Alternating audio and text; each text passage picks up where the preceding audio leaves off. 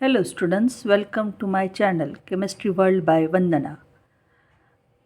Chapter number 1 Solutions 12 Science first chapters. Today I would like to discuss with you very short question answers in this video.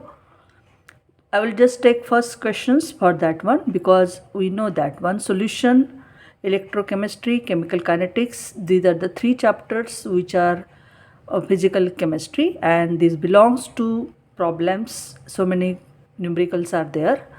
So I would like to discuss so many numericals belonging 2 marks, 3 marks and 5 marks also, and most of the theory in this solution and electrochemistry and chemical kinetics is mostly based on the numericals. So today we will discuss the first questions for 2 marks. उस question में हम देखेंगे numerical है solution chapter का. The density of water of a lake is 1.25 gram per liter and 1 kg of this water contain 92 grams of Na plus ions. What is the molarity and molality of Na plus ions in water of lake? And they have given the atomic mass of Na plus 23. You know that one. अब इसका question का मतलब क्या है वो पहले समझ लेते हैं. हमें लेक के वाटर की डेंसिटी उन्होंने दी है 1.25 ग्राम पर लीटर और उसके बाद एक जो केजी है पानी उसका 1 केजी मतलब 1 लीटर ही, क्योंकि डेंसिटी वाटर की 1 ही होती है. तो 1 केजी वाटर की उन्होंने दिया है कि 92 ग्राम्स जो है Na प्लस आयंस है. तो हमें इस सॉल्यूशन का मोलैरिटी और molality small m and capital M हमें Na प्लस आयंस का इस वाटर में निकालना है. तो क्या करेंगे हम, पहले जो जो चीज़ें दी है उसको हम देख लेते हैं. पहला दिया हुआ आपको क्या है गिवन थिंग्स में देख लीजिए. जैसे डेंसिटी ऑफ वाटर दी है 1.25 ग्राम पर लीटर दिए है. उसके बाद आपको दिया है ग्राम पर ml मिलीलीटर दिए है. मास ऑफ द सोल्यूट दिया है 92 grams. Mass of the solvent दिया है 1 kg मतलब 1000 ग्राम. और मास ऑफ सॉल्यूशन दिया है उन्होंने दैट वन.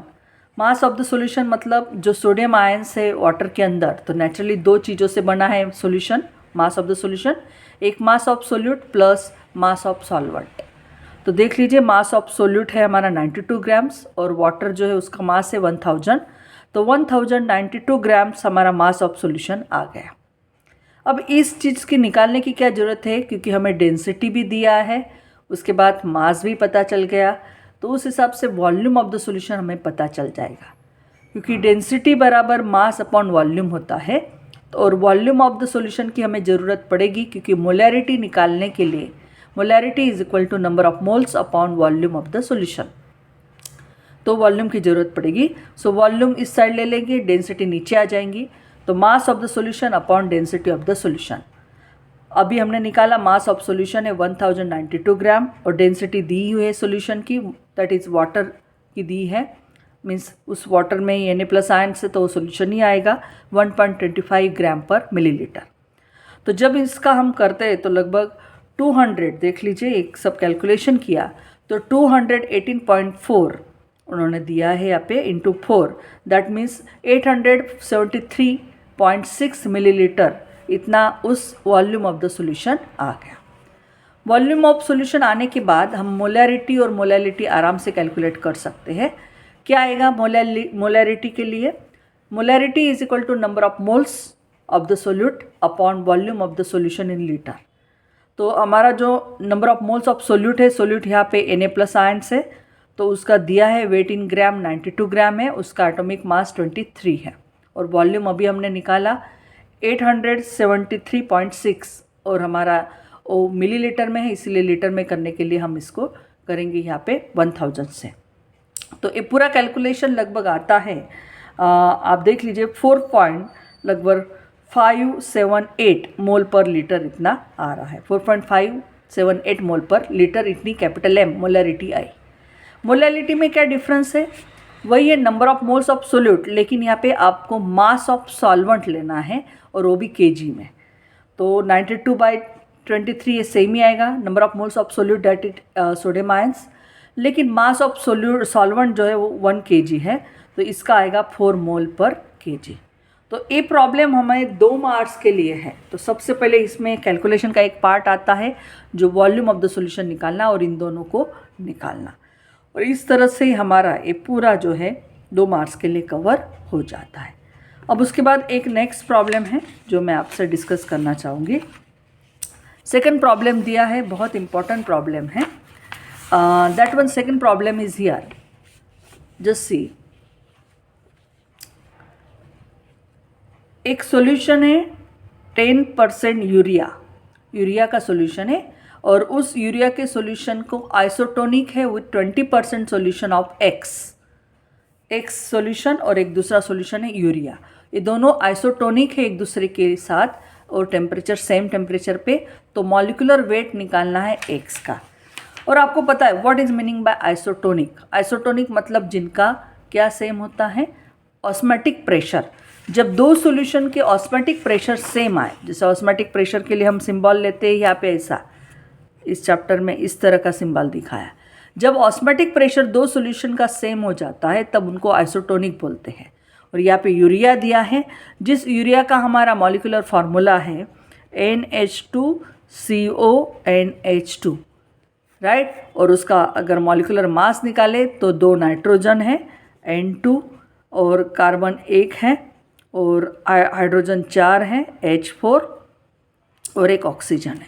तो हम इस तरह से लिख सकते हैं CnH2H4O, बराबर है। तो देख लीजिए आप यहाँ पे, हम इसका निकालेंगे। कार्बन का 12, 2 नाइट्रोजन है, तो आप देख लीजिए नाइट्रोजन में 14 प्लस 4 हाइड्रोजन और ऑक्सीजन 16। अगर आप इसको कैलकुलेट करते हैं 12 प्लस 28 प्लस आपका हो जाएगा 20, तो ये हो गए 30 और ये 50, 60 आपका आया ग्राम पर मोल। इसका मॉलिक्यूलर वेट आया यूरिया का। तो चलो भाई एग्जाम्पल की शुरुआत करते हैं। क्या है एग्जाम्पल देख लीजिए कि यहाँ पे 2 सॉल्यूशन है, एक सॉल्यूशन एक्स और दूसरा सॉल्यूशन है यूरिया। यूरिया 10% है और दूसरा वाला जो सॉल्यूशन एक्स का डाला है और 20% सॉल्यूशन है। दोनों आइसोटोनिक है एक दूसरे के साथ, तो हमें उसका मॉलिक्यूलर वेट निकालना है एक्स का। तो पहला स्टेटमेंट आप देंगे कि when 2 solution are isotonics means their osmotic pressures are equal. और ऑस्मेटिक प्रेशर के लिए हमारे पास सिंबल है जिसे पाई जैसा ही है, पाई1 पाई इज इक्वल टू पाई2, जहाँ पे पहला ऑस्मेटिक प्रेशर यूरिया का है और दूसरा वाला एक्स का है। और ऑस्मेटिक प्रेशर के लिए फार्मूला है CRT, जहाँ पे C मतलब कॉन्सेंट्रेशन, R मतलब आपका गैस कांस्टेंट, T मतलब टेम्परेचर। R और T दोनों का सेम ही आएगा क्योंकि गैस कांस्टेंट और टेम्परेचर सेम है, तो इसीलिए हमें यहाँ पे सिर्फ कॉन्सेंट्रेशन दोनों का अलग अलग है। C1 जो है कॉन्सेंट्रेशन यूरिया का है, जबकि C2 कॉन्सेंट्रेशन ऑफ एक्स का है। और हमें पता है concentration is equal to number of moles upon कितने नंबर ऑफ मोल्स है हमारे दिए गए वॉल्यूम में, उसको हम कॉन्सेंट्रेशन बोलते हैं। तो हम यहाँ पे दोनों को अगर दिखाते भी है इक्वल तो RT कट हो जाएगा C1 अपॉन C2। अब नंबर ऑफ मोल्स यहाँ पे जैसे दिखाया है उन्होंने कि नंबर ऑफ मोल्स निकालने के लिए 10% दिया है, तो 10/60 मॉलिक्यूलर वेट यूरिया का इतना है। वॉल्यूम दोनों का सेम ही लेंगे, राइट। इसलिए सिर्फ हमारा नंबर ऑफ मोल्स के लिए देख लीजिए 10/60, इसका 20 है परसेंट दिया है। हमें x पता नहीं कितना मॉलिक्यूलर वेट है, तो हम x कैलकुलेट करेंगे क्रॉस मल्टीप्लिकेशन से। देख लीजिए 10x इज इक्वल टू 1200, तो x इज इक्वल टू 120 ग्राम। तो ये हमारा आ गया उसका मॉलिक्यूलर वेट 10 ग्राम पर मोल, 120 ग्राम पर मोल। तो ये 2 मार्क्स के लिए आपको ये पूछा जाता है। तो पहले आइसोटोनिक क्या है वो पहले समझ के फिर उसके बाद हम उसकी कंपेयरिंग कर सकते हैं। नेक्स्ट क्वेश्चन है third one, very important questions. Please just first read the properly it what ever the questions. कभी भी एग्जाम में जब आपको क्वेश्चन दिया जाता है 2 बार उसको पढ़ो, फिर बाद में आप उसका सॉल्यूशन रखो। जैसे यहाँ पे दिया है, if N2 gas is bubble through water at 293 Kelvin, how many millimoles of nitrogen gas would dissolve in 1 liter of water?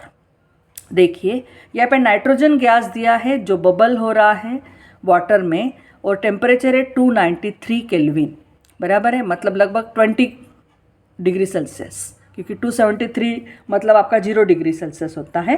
तो यहाँ पे आपका 20 डिग्री सेल्सियस पे नाइट्रोजन गैस बबल हो रहा है, तो कितने मिलीमोल हो गए नाइट्रोजन गैस के जो 1 लीटर पानी में डिजॉल्व हो गए, ये हमें निकालना है। Assume that nitrogen gas exert a partial pressure of 0.987 बार। दिया है उनका पार्शियल प्रेशर नाइट्रोजन गैस का 0.987 बार। गिवन उन्होंने हेनरी लॉ कांस्टेंट भी दिया है। हेनरी लॉ कांस्टेंट देख के एच की वैल्यू दी नाइट्रोजन की, वो 76.48 किलो बार में दी है, बराबर है। यहाँ पे हमें हेनरीज लॉ यूज़ करना पड़ेगा। तो पहले क्या दिया है, क्वेश्चन को थोड़ा इमेजिन करके देख लो कि 1 लीटर पानी दिया है, उसके अंदर नाइट्रोजन गैस बबल कर रहा है 20 डिग्री सेल्सियस में। तो हमें निकालने हैं कितने मिलीमोल्स हो गए नाइट्रोजन गैस के उस 1 लीटर पानी में, और उसका पार्शियल प्रेशर दिया है उन्होंने नाइट्रोजन गैस का 0.987, और दूसरा उसका KH value means Henry law constant दिया है 76.48 किलो बार। तो हेनरीज लॉ के हिसाब से हम देखते हैं। हेनरीज लॉ के हिसाब से हमारे पास KH is equal to partial pressure of the nitrogen upon number of mole fraction of the nitrogen. हमें यहाँ पे पता ही है कि हेनरीज लॉ के हिसाब से partial pressure of the gas is directly proportional to mole fraction of gas, right. तो यहाँ पे हम KH इस साइड लेके आते हैं, तो इस हिसाब से आप देख लीजिए हमें क्या निकालना है। यहाँ पे हमें निकालना है number of how many millimoles of N2 gas. Millimoles निकालने हैं तो हमें सबसे पहले उसका मोल फ्रैक्शन निकालना पड़ेगा, क्योंकि मिलीमोल के लिए हमें मोल फ्रैक्शन का फॉर्मूला ही है हमारे पास। तो हम xN2 निकालेंगे, xN2 इस साइड ले लेंगे और KH नीचे लेके आएंगे। तो देख लीजिए PN2 divided KH। Partial pressure दिया है हमारा 0.987 और KH फैक्टर दिया है हमारा 76.48 किलो बार है, इसलिए इसको बार में कन्वर्ट कर देते कि क्योंकि ऊपर का फैक्टर भी बार में है, नीचे का भी बार में लाना है, तो 10⁻3। तो इन दोनों का जब हम ले लेते हैं तो देख लीजिए 0.987 और इसको हमने इन दोनों चीज़ों को कन्वर्ट किया 76,480। अब इन दोनों को डिवाइड करने के लिए इस फैक्टर को हमें बड़ा करना पड़ेगा, तो इस डेसिमल इस साइड में लेके आती हूँ, तो आप 98,700 ले लेती हूँ 10⁻5। आपको पता ही है डेसिमल इस साइड लेके आई, और इन दोनों का डिवीज़न भी मैंने यहाँ पे दिखाया है आपको, लगभग 1.29 आ रहा है इन दोनों का डिवीज़न, और 10⁻5। ये आया हमारा मोल फ्रैक्शन ऑफ नाइट्रोजन। और हमें पता है कि मोल फ्रैक्शन का मतलब क्या होता है, what is meaning by mole fraction. Mole fraction जैसे यहाँ पे दिया है कि number of moles of the nitrogen upon total number of moles of nitrogen and water. हमें पता है 1 लीटर जो पानी होता है उसमें कितने नंबर ऑफ मोल्स हो गए, तो 1 लीटर वाटर के अंदर आपको पता है कि वो 100 ग्राम उसका जो भी होगा मास इन ग्राम डिवाइडेड उसका मॉलिक्यूलर मास 18, तो लगभग 55.5 मोल्स बढ़ने के आते हैं। तो चलो मोल फ्रैक्शन निकालते हैं। Mole fraction of nitrogen is equal to number of moles of nitrogen divided number of moles of nitrogen plus water. अगर वाटर की कंपेयरिंग में देखो तो number of moles of nitrogen बहुत कम हो गए, क्योंकि 1 लीटर पानी में कितने नाइट्रोजन हो गए तो बहुत कम होगा। तो नीचे का जो है हमारे ये सॉल्यूशन इजी हो जाए, इसलिए हम इन दोनों के बराबर ले लेते हैं। सिर्फ क्या आएगा, number of moles of hydrogen. तो नीचे का इन दोनों के बराबर number of moles of water लेते हैं। तो आपको पता ही है कि x2 हमने ऊपर जो कैलकुलेट किया x mole fraction of nitrogen, वो mole fraction of nitrogen multiply नीचे वाला जो है 55.5, ये दोनों चीज़ें साथ में लेके आते हैं। और ये जो चीज़ है हमें नंबर ऑफ मोल्स हमें कैलकुलेट करने हैं नाइट्रोजन के, वो इस साइड में। और अभी हमने कैलकुलेट किया 1.29 इंटू 10⁻5 इंटू 55.5। तो इन दोनों का मल्टीप्लाई करने के बाद जो भी आता है 7.16 10⁻4 मोल आता है। हमें मिली मोल चाहिए, तो नेचुरली इसको मिली मोल लाने के लिए 10⁻3 से मल्टीप्लाई करेंगे, और वो आता है 0.716 मिली मोल। क्योंकि मोल और मिली मोल में आपको पता ही है, उस हिसाब से आप 10⁻3 से उसको मल्टीप्लाई करेंगे, और इस तरह से हमें नंबर ऑफ मिली मोल्स मिले 1 लीटर वाटर के अंदर 0.716 millimoles of nitrogen are dissolve in 1 litre of water. तो जब ये चीज़ें आप 2 मार्क्स के लिए पूछा जाता है, लिखना सिस्टमैटिक है, पहले फॉर्मूला लिखिए, उसके अंदर जो भी चीज़ आएगी वो पहले मोल फ्रैक्शन और उसके बाद मिली मोल, और लिखना ज़रूरी है। आशा करती हूँ आपको ये प्रॉब्लम समझ में आ गया होगा। अब एक नेक्स्ट 2 मार्क्स के लिए और जैसे क्वेश्चन पूछे जाते हैं, थोड़े से थ्योरेटिकल क्वेश्चन हैं, उसको भी हम डिस्कस कर लेते हैं। अब यहाँ पे एक क्वेश्चन दिया है, what type of deviations from Raoult's law is observed by mixing chloroform and acetone. Why is decrease in vapor pressure observed on mixing chloroform and acetone? 2 question आपको पूछे गए हैं 2 मार्क्स के लिए कि भाई जब आप रॉल्ट्स लॉ का डेविएशन देखते हैं, जब क्लोरोफॉर्म और एसीटोन इन 2 सॉल्यूशन को आप जब मिक्स कर देते हो और जब आपको रॉल्ट्स लॉ के इसमें डेविएशन दिखता है, तो किस टाइप का डेविएशन दिखता है और क्यों वेपर प्रेशर आपका डिक्रीज हो जाता है जब दोनों क्लोरोफॉर्म और एसीटोन को मिक्स करते हैं। तो वेरी सिंपल, तो सबसे पहले जब क्लोरोफॉर्म और एसीटोन को मिक्स किया जाता है तो निगेटिव डेविएशन आपको दिखता है रॉल्ट्स लॉ में। तो पहला आंसर आया आपका negative deviation. Means there is a formation. क्या होता है जब एसीटोन और क्लोरोफॉर्म दोनों को मिक्स किया जाता है तो क्लोरोफॉर्म और एसीटोन इन दोनों के बीच में इंटरमॉलिक्यूलर हाइड्रोजन बॉन्डिंग बन जाता है और इसीलिए वहाँ पे एक इंटरमॉलिक्यूलर फोर्सेस इंक्रीज हो जाता है इन दोनों के बीच में, और वहाँ पे नेचुरली ज़्यादा फोर्स होने की वजह से उनका जो है बॉइलिंग पॉइंट इंक्रीज हो जाएगा, तो नेचुरली इनका वेपर प्रेशर डिक्रीज हो जाता है। तो 2 क्वेश्चन आपको मिले, 2 आंसर यहाँ पे आ गए। तो पहले निगेटिव डेविएशन मिलता है रॉल्ट्स लॉ से, दूसरा क्यों उनका वेपर प्रेशर डिक्रीज होता है, क्योंकि एसीटोन और क्लोरोफॉर्म को जब हम मिक्स करते हैं तो उनके बीच में इंटरमॉलिक्यूलर, एक मॉलिक्यूल दूसरे मॉलिक्यूल के साथ जो हाइड्रोजन बॉन्डिंग बनाता है उसको इंटरमॉलिक्यूलर हाइड्रोजन बॉन्डिंग हो जाता है, जिनकी वजह से इंटरमॉलिक्यूलर फोर्सेस इंक्रीज हो जाएंगे, तो नेचुरली उनका बॉइलिंग पॉइंट इंक्रीज हो जाएगा उस सॉल्यूशन का, और उसकी वजह से उनका वेपर प्रेशर डिक्रीज होता है। तो ये 2 मार्क्स के लिए पूछा जाए तो आप उस हिसाब से आंसर लिख लीजिए, और जो इम्पोर्टेंट वर्ड्स हैं उसके नीचे आप अंडरलाइन कीजिए।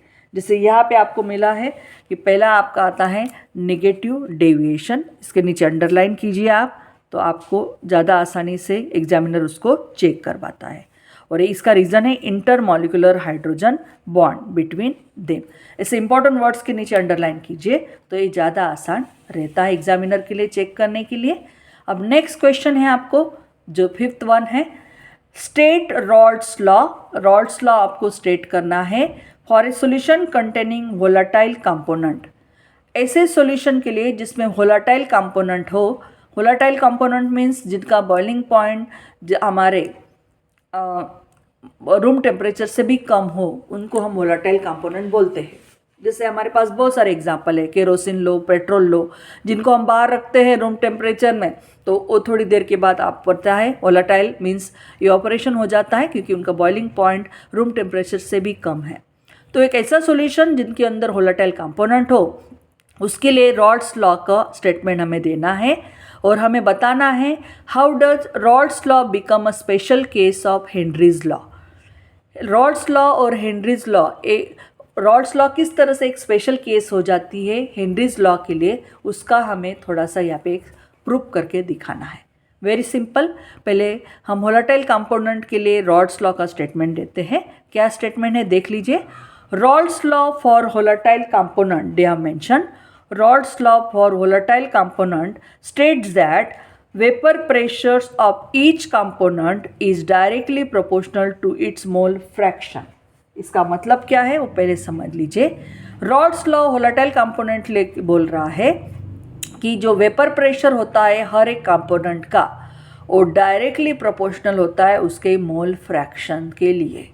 नेचुरली भाई, अगर हम एक ऐसा सॉल्यूशन देते हैं जिस सॉल्यूशन के अंदर सपोज एक सॉल्वेंट लिया और उस सॉल्वेंट के अंदर अगर हम जो भी सोल्यूट डाल रहे हैं वो सोल्यूट आपका वोलाटाइल है, सपोज क्या है वोलाटाइल है। वोलाटाइल सॉल्यूशन, वोलाटाइल वाला का सोल्यूट आप एक सॉल्वेंट के अंदर डाल रहे हो और उससे एक सॉल्यूशन बन रहा है, तो ये स्टेटमेंट रॉल्ट्स लॉ का उसके लिए क्या बोलता है कि रॉल्ट्स लॉ के हिसाब से उसका जो वेपर प्रेशर आएगा उसमें जो भी कंपोनेंट प्रेजेंट है उस सॉल्यूशन के अंदर वो उसके मोल फ्रैक्शन को डायरेक्टली प्रोपोर्शनल होगे। तो हम यहाँ पे लिखते हैं PA is equal to PA not XA. PA is the partial pressure of that component volatile और XA is mole fraction of that volatile component. और PA नॉट जो होता है वो उस सॉल्वेंट का पार्शियल प्रेशर होता है. तो ये रॉल्स लॉ का स्टेटमेंट है उसके लिए. अब हेनरीज लॉ और रॉल्स लॉ, तो है रॉल्स लॉ ऊपर वाला जो स्पेशल केस क्यों बन जाता है हेनरीज लॉ के लिए, तो उसके लिए नीचे आपको यहाँ पे प्रूव करके दिखाया है. जब when Henry's law for a solution of a gas in liquid, one of the component is so volatile that it exists as a gas and its solubility is given by Henry's law. चलो भाई, जब हम Henrys का law apply करते हैं एक ऐसे gas solution के लिए, जब एक गैस एक लिक्विड के अंदर डिजॉल्व हो और उसमें से एक कंपोनेंट बहुत वोलाटाइल हो, तो हम बोलते हैं कि जो गैस तरीके से एग्जिस्ट करेगा और उसकी सोल्यूबिलिटी हम हेनरीज लॉ से देंगे. मतलब हेनरीज लॉ हम उस सॉल्यूशन के लिए अप्लाई कर रहे हैं जिसमें एक गैस है और दूसरा वाला लिक्विड है, और वो गैस इस तरह का वोलाटाइल है कि जो वोलाटाइल गैस होगा जो सॉलिड तरीके से काम करेगा और दूसरा वाला लिक्विड सॉल्वेंट तरीके से. तो उसके लिए हेनरीज लॉ हम अप्लाई करते हैं. उसका पार्शियल प्रेशर डायरेक्टली प्रोपोर्शनल होता है उसके मोल फ्रैक्शन से. तो P is equal to KH into X. KH वहाँ पे हेनरीज लॉ कांस्टेंट है. इन दोनों को अगर हम इक्वेशन 1 और इक्वेशन 2 अगर इन दोनों को अगर आप कंपेयरिंग करते हो, तो आप कंपेयरिंग करने के बाद देखते हो कि दोनों में तो दोनों चीज़ें सेम ही हैं. यहाँ पे भी आपका partial pressure directly proportional mole fraction में है, यहाँ पे भी वेपर प्रेशर दिया है जो डायरेक्टली प्रोपोर्शनल है उसके मोल फ्रैक्शन. डिफरेंस सिर्फ PA नॉट और KH का है. तो only difference between Rawls law and Henry's law is that of KH differ from PA naught. So Raoult's law becomes, ये जो आपका Raoult's law है, it become a special case for Henry's law in which कब बनेगा दोनों special case, जब KH is equal to PA naught. जब Henry's law constant उसके partial vapor pressure of solvent का दोनों का जब सेम होगा, तब Raoult's law special case बनेगा आपके Henry's law का. तो इस तरह से ये 2 मार्क्स का क्वेश्चन हुआ. और एक लास्ट क्वेश्चन में यहाँ पे आपसे डिस्कस करना चाहूँगी. उसमें 2 पॉइंट्स आपको लिखने हैं. Differentiate between ideal solution and non ideal solution. बहुत इंपॉर्टेंट है ये क्वेश्चन. तो क्या डिफरेंस है आइडियल और नॉन आइडियल सॉल्यूशन में, हमें पता ही है. अगर सिंपल डेफिनेशन आइडियल सॉल्यूशन की देखिए तो आइडियल सॉल्यूशन वही है जो सॉल्यूशन रॉल्स लॉ ओबे करता है और the entire range of concentration, उस सॉल्यूशन को हम आइडियल सॉल्यूशन बोलते हैं. जबकि नॉन आइडियल सॉल्यूशन वही है the solution does not obey Raoult's law और the entire range of the concentration. बराबर है. तो ये रॉल्स लॉ फॉलो करता है, ओबे करता है सॉल्यूशन, जबकि ये नहीं करता है. नेचुरली जब ओबे करेगा तो vapour pressure solution is nearly equal to that of predicted by Raoult's law. तो अगर ये रॉल्स लॉ ओबे करता है, तो रॉल्स लॉ अगर ओबे करेगा तो जो वेपर प्रेशर होगी सॉल्यूशन की वो नियरली इक्वल टू सेम होगी जो रॉल्स लॉ प्रेडिक्ट करेगा. जबकि नॉन आइडियल सॉल्यूशन अगर ओबे नहीं करता रॉल्स लॉ, तो वो जो वेपर प्रेशर होगी वो सॉल्यूशन की वो एक तो हायर होगी या लोअर होगी than that predicted by Raoult's law. आपको पता ही है उसमें negative deviation and positive deviation इस तरह के 2 चीज़ें आती है आपकी.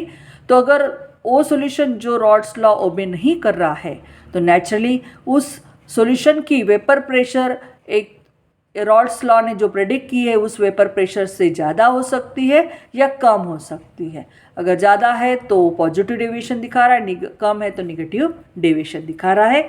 तो इस तरह से पहला डिफरेंस आपके आइडियल और नॉन आइडियल में डेफिनेशन के हिसाब से हो गया. उसके बाद दूसरा डिफरेंस दिया है आपका, देख लीजिए क्या है दूसरा डिफरेंस. दूसरा डिफरेंस दिया है the intermolecular interaction between solute solvent particles are of similar order to that solute and solvent particles. Naturally भाई अगर आइडियल सॉल्यूशन है तो रॉल्स लॉ ओबे कर रहा है, तो इसमें जो इंटरमॉलिक्यूलर इंटरैक्शन होता है किसके बीच का, आपके सोल्यूट और सॉल्वेंट के बीच का, जो सोल्यूट सॉल्वेंट के बीच का इंटरमॉलिक्यूलर इंटरैक्शन है वो सेम होगा that of solute solute and solvent solvent particle के बीच का। तो नेचुरली उनके अंदर जो चेंज इन एंथैल्पी होगी और चेंज इन वॉल्यूम होगा वो बिल्कुल जीरो होगा, क्योंकि इंटरेक्शन ही सेम है। तो यहाँ पे दोनों का चेंज इन एंथैल्पी और चेंज इन वॉल्यूम जीरो होगा। जबकि नॉन आइडियल में आप देखते हो कि in non ideal you find that what is in non ideal, the intermolecular interaction between solute solvent particle एक तो आइदर स्ट्रॉन्गर होगा और वीकर होगा than existing between solute solute and solvent solvent particle. अगर आपका एक सोल्यूट सॉल्वेंट के बीच का जो स्ट्रॉन्गर है किससे, existing solute solute and solvent solvent से, तो आप देखेंगे उनका चेंज इन एंथैल्पी हायर आएगा दैन ग्रेटर दैन जीरो और चेंज इन वॉल्यूम भी ज़्यादा आएगा ग्रेटर दैन जीरो, तो पॉजिटिव डेविएशन होगा। अगर the intermolecular force of interaction between the solute and solvent particle that in solution is less than that existing between solute solute and solvent solvent particle, then there is a change in enthalpy जो आएगा वो less than zero आएगा और change in volume is also less than zero, तो negative deviation आएगा। तो इस तरह से हम नॉन आइडियल में देखेंगे। अब इन दोनों के एग्जाम्पल भी लिख लीजिए कि आइडियल सॉल्यूशन किसे बोलते हैं, जिसे solution of n hexane and n heptane को हम आइडियल सॉल्यूशन बोलते हैं, जबकि solution of phenol and aniline इसको हम बोलते हैं non ideal solution.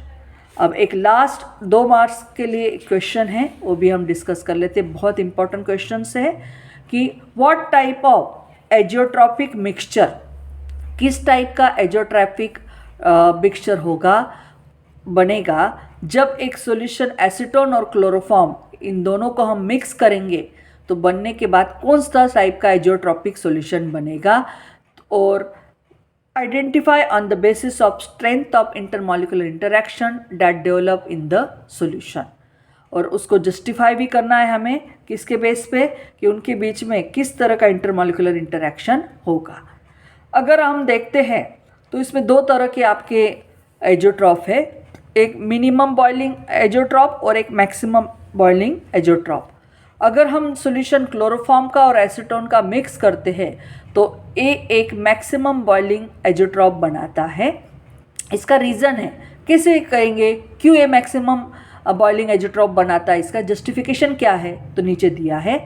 It is because a new hydrogen bond forms between the acetone and chloroform, क्योंकि जब एसीटोन और क्लोरोफॉर्म दोनों को मिक्स किया जाता है उनके बीच के अंदर उनके अंदर इंटरमॉलिक्यूलर हाइड्रोजन बॉन्डिंग बनती है, उसकी वजह से उनके अंदर का इंटरमॉलिक्यूलर फोर्सेस बढ़ जाता है और उसकी वजह से सॉल्यूशन का वेपर प्रेशर डिक्रीज हो जाता है और इसीलिए उनका बॉइलिंग पॉइंट इंक्रीज होता है और इसी वजह से वो मैक्सिमम बॉइलिंग एजियोट्रॉप के अंदर इंक्लूड होता है।